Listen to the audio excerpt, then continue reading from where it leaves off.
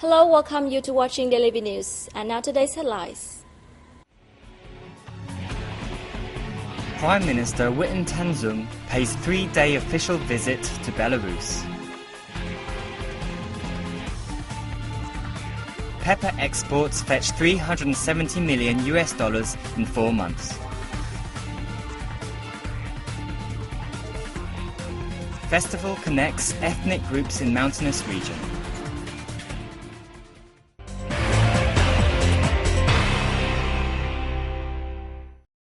Now our political news. Prime Minister Win Tan-dung paid a 3-day official visit to Belarus from May 15 to 17th. The visit aims to bolster the two countries' multifaceted ties, especially in economic trade, defense, security, and education and training. Vietnam and Belarus have enjoyed a time-honored traditional friendship and growing wide-ranging cooperation. The two sides have established close coordination and supported each other at international forums and within the framework of the United Nations. The two countries' economic and trade ties have experienced a stable growth, with two-way trade reaping $190 million in 2012. After a welcoming ceremony on May the 16th in Minsk, Zung held talks with his Belarusian counterpart, Mikhail Myasnikovich.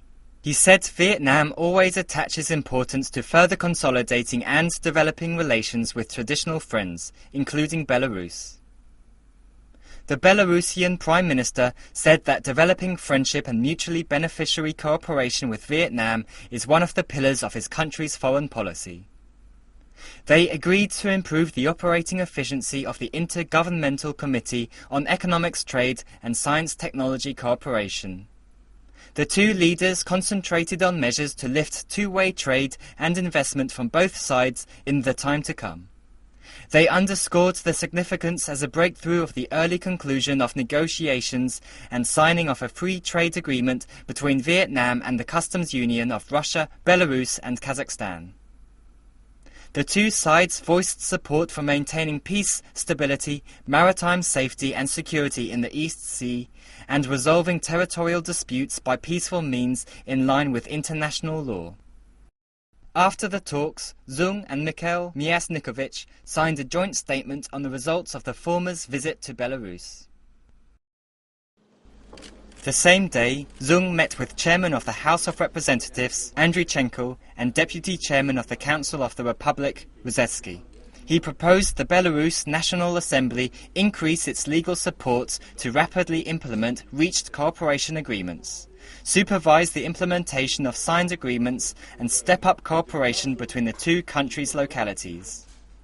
Zung suggested the Belarus side continue creating favorable conditions for the Vietnamese community to live and do long-term business in the host country, thus contributing to consolidating the friendship and mutual understanding between the two peoples. Andreychenko and Ruzetsky said the Vietnamese and Belarusian legislators have enjoyed close cooperation with the regular exchange of high-ranking delegations.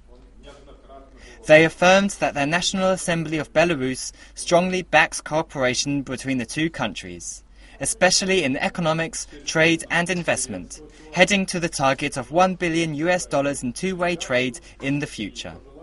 The two sides expressed their pleasure at the close coordination between the two countries at the United Nations, non-aligned movements, as well as other international forums and organizations, including interparliamentary forums on democracy and human rights.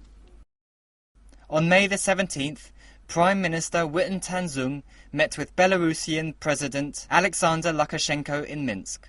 The two sides discussed cooperation directions in the time to come to further strengthen the Vietnam-Belarus traditional friendship and increase the effectiveness of bilateral cooperation, especially in economics, trade and investment. They focused on measures to raise two-way trade and investment. They agreed to speed up negotiations of a free trade agreement between Vietnam and the Customs Union of Russia, Belarus and Kazakhstan. To support the two sides' businesses, the Belarus government will introduce preferential policies in credit and import-export insurance and consider lifting some administrative and customs barriers. In the field of education, the country will increase scholarships for Vietnamese students.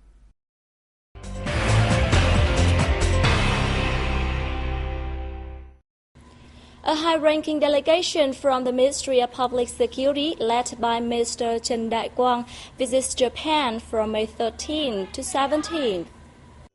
While in Japan, Kwang held talks with Japanese Deputy Prime Minister and Minister of Finance Taro Aso and Foreign Minister Fumio Kishida, among others. During the talks, Kwang expressed his delight at visiting Japan while the two countries are celebrating the 40th anniversary of their diplomatic ties. He proposed that leaders of Japan's ministries and sectors support cooperation activities between his ministry and relevant agencies of Japan. While receiving the delegation, Deputy Prime Minister Taro Aso and leaders of Japanese ministries and sectors expressed their pleasure at the development of the Japan-Vietnam strategic partnership. They said they hope bilateral ties will be further promoted in both depth and width. The Ho Chi Minh City People's Committee on May 16th held a ceremony to mark the 40th anniversary of the Vietnam-Netherlands diplomatic ties. The Netherlands has been one of the leading EU countries to provide non-refundable aid for Vietnam in the fields of education, science and technology, and environment. Vietnam now operates 160 projects with investment from the Netherlands, totaling $6 billion in registered capital. Two-way trade has increased from $1.6 billion in 2009 to $3.2 billion in 2012. The city's Investment and Trade Promotion Center and the Netherlands Center for the Promotion of Imports from Developing Countries have worked together to support local enterprises' exports over the past time.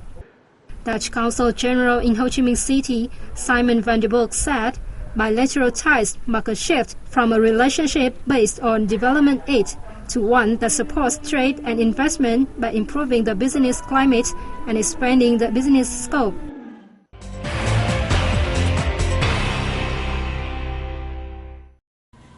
Now move on socio-economic news. Vietnam exported more than 38,000 tons of pepper in the first 4 months of this year. Exports fetched $370 billion, up 30% year-on-year. According to the Vietnam Pepper Association, over 90 million tons of pepper will be shipped abroad by the end of this year. Vietnam is currently the world's leader in terms of pepper output, with about 120,000 tons per year. However, 70% of its pepper exports are in the form of raw materials with low value.